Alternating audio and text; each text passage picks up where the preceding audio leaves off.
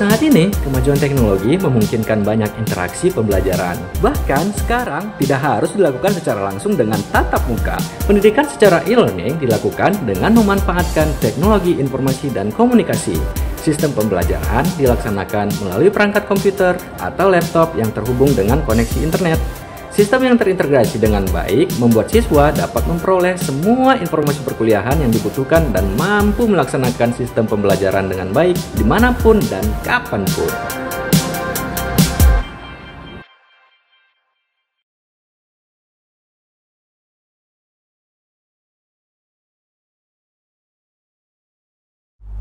Assalamualaikum warahmatullahi wabarakatuh.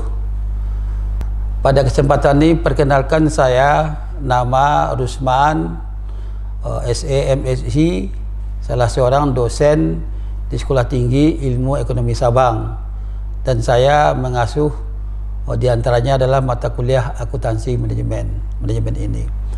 Seperti yang telah lalu kita pelajari, bahwa kita sudah mulai melaksanakan kuliah akuntansi manajemen melalui program e-learning ini.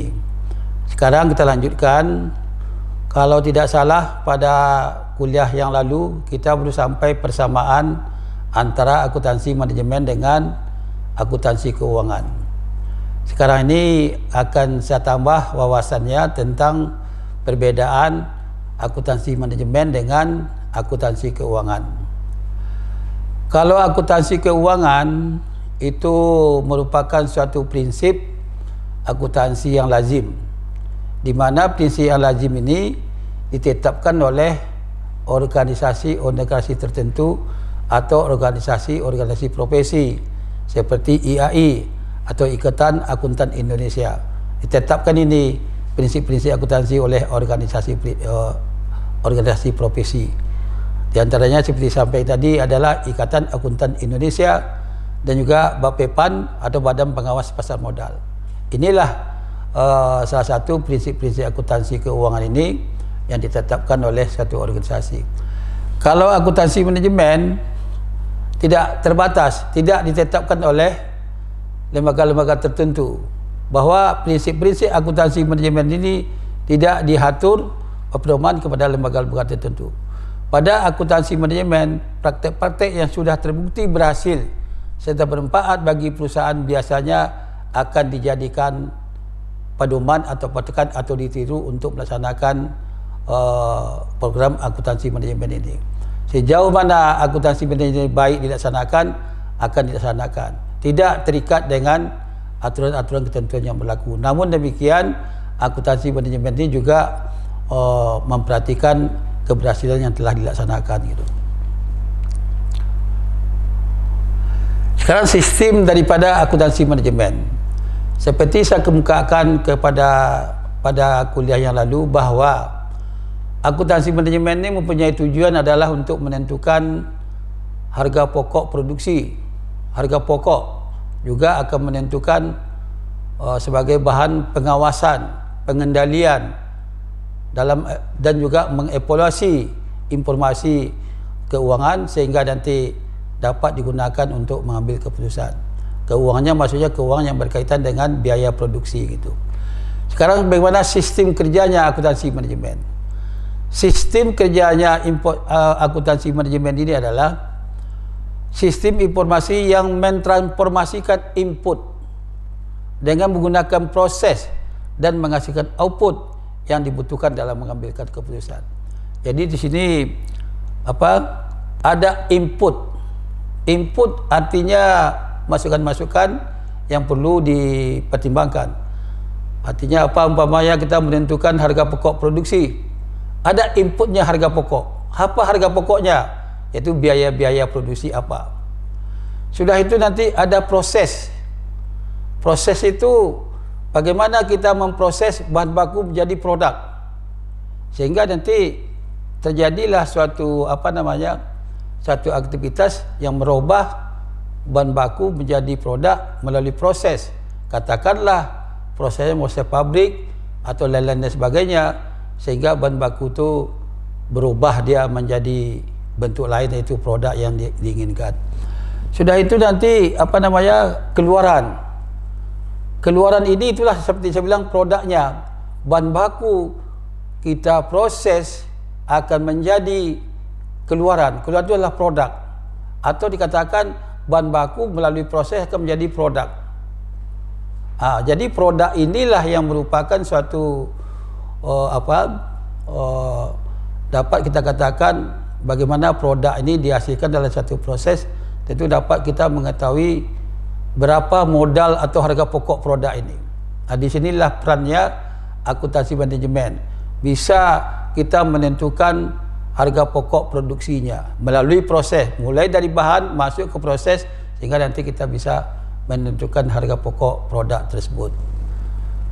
Sudah ditentukan harga pokok produk, sudah pasti barang-barang kita itu, produk-produk itu dipasarkan kepada pengguna atau disampaikan kepada pengguna melalui pasar-pasar dengan menetapkan harga jual. Katakanlah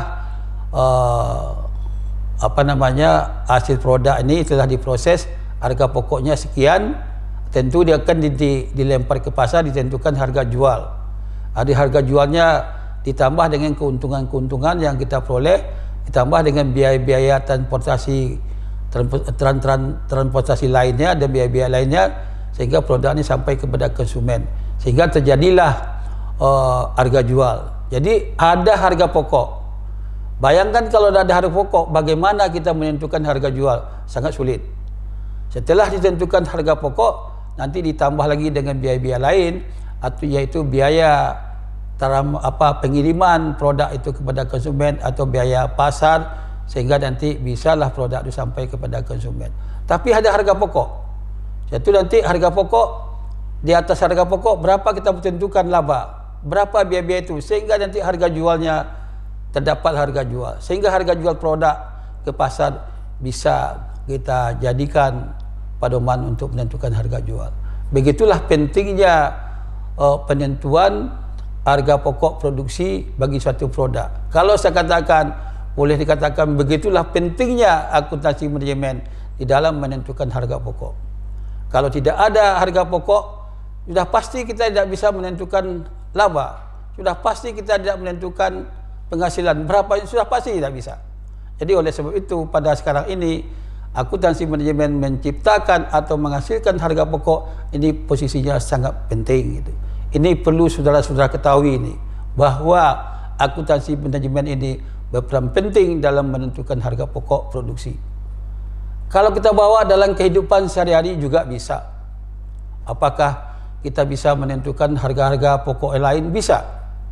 Tidak saja harga pokok produk, Anda kuliah berapa harga pokok bisa digunakan prinsip akuntansi manajemen. Nanti ada caranya menentukannya. Jadi kalau begitu akuntansi manajemen di dalam menentukan harga pokok sangat penting dan sangat fleksibel, sangat berguna untuk mengambil keputusan. Sekali lagi saya bilang, tidak bisa kita mengambil keputusan harga jual di pasar kalau tidak ada akuntansi manajemen atau kalau tidak ada harga pokok. Jadi prosesnya itu mulai dari masukan atau bahan baku, proses, jadi harga pokok, jadi terjadi harga jual, dijual kepada konsumen. Itu yang dinamakan sistem informasi daripada manajemen. Jadi kalau saya tanya, bagaimana sistem daripada informasi akuntansi manajemen, Anda jelaskan mulai seperti itu, sehingga nanti bisa menghasilkan keuntungan atau laba. Ini yang dinamakan sistem informasi operasional akuntansi manajemen. Akuntansi manajemen sekarang Anda harus tahu juga bagaimana perannya akuntansi manajemen di dalam persaingan global. Sekarang persaingan global, coba seperti saya sampaikan tadi, kalau produk-produk di dalam persaingan, tentu apa yang bersaing produk-produk kita? Mungkin produk kita ini juga banyak diproduksi oleh perusahaan-perusahaan lain atau pabrik-pabrik lain, sehingga terjadilah persaingan di pasar. Apakah pasar nasional atau pasar dunia pun begitu. Sekarang apa perannya akuntansi manajemen yang menghadapi persaingan pasar ini? Di sinilah saya sampaikan atau sedikit saya informasikan bagaimana caranya peran akuntansi manajemen ini untuk menghadapi global atau persaingan globalisasi ini. Bahwa seperti saya bilang tadi, akuntansi manajemen ini dapat menentukan harga pokok. Di dalam menentukan harga pokok itu bisa kita mempelajari mana biaya-biaya yang tidak efisien dan tidak efektif, bisa kita kurangi. Sekarang biaya-biaya mana saja? Anda harus tahu berapa biaya-biaya yang diperlukan di dalam menentukan harga pokok menurut sistem akuntansi manajemen. Seperti ini, Anda ingat atau Anda perhatikan bahwa biaya yang dipergunakan di dalam menentukan harga pokok di akuntansi manajemen ada 3. Itu biaya. Ada biaya bahan baku. Ada biaya bahan baku. Itu apa namanya? Bahan pokok mentah yang diproses.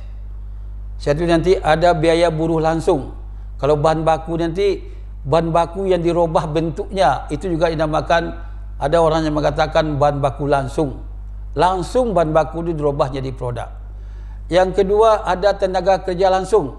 Tenaga kerja langsung ini yang langsung berperan untuk merubah proses produksinya. Katakanlah sambil contoh pabrik industri semen. Jadi peran manusia di mana di situ?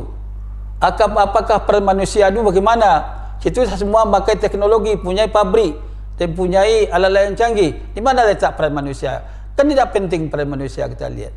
Pasti diperlukan peran manusia. Contohnya, bagaimana mengatur suhu, bagaimana mengatur kecepatan mesin, bagaimana mematikan mesin sehingga pabrik ini. Pada saat pabrik barang setengah jadi, umpamanya, itu proses produksi harus di setel, harus diatur, sehingga berperanlah manusia di situ.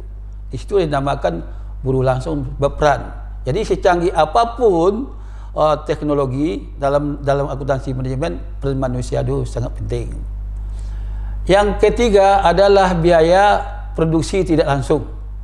Kalau biaya produksi tidak langsung ini perlu juga saya jelaskan kepada saudara-saudara, tidak langsung sifatnya.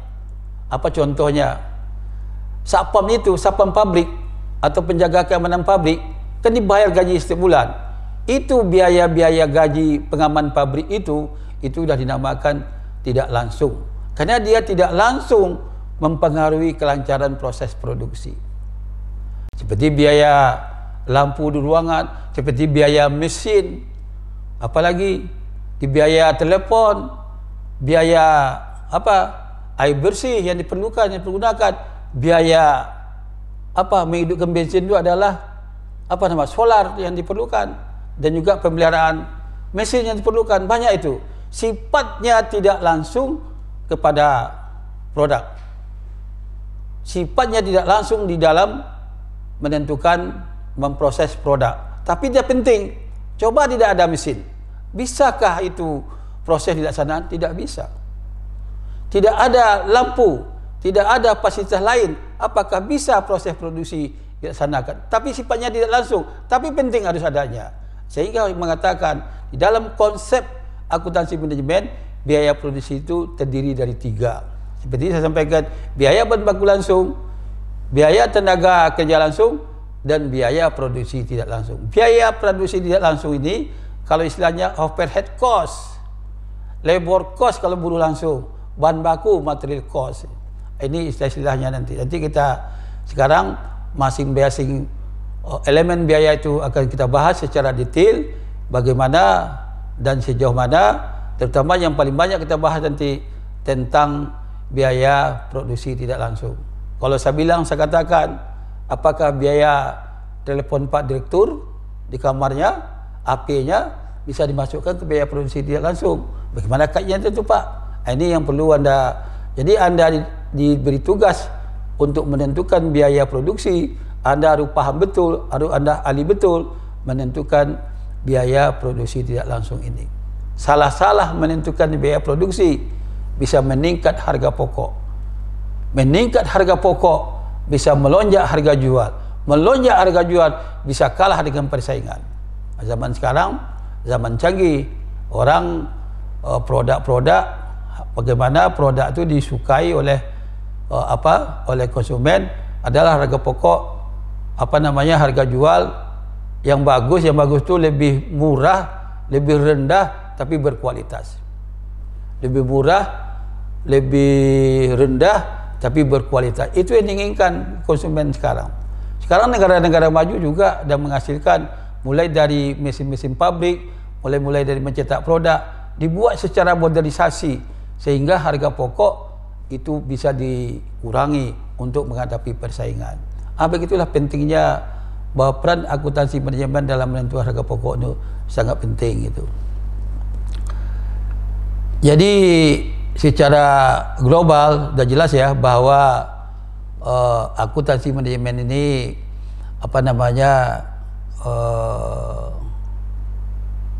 sangat berperan dalam menentukan harga pokok. Harga pokok juga sangat berperan menentukan harga jual pasar. Harga pasar sifatnya kan sudah dunia global gitu. Jadi ini kuncinya adalah pada akuntansi manajemen ini.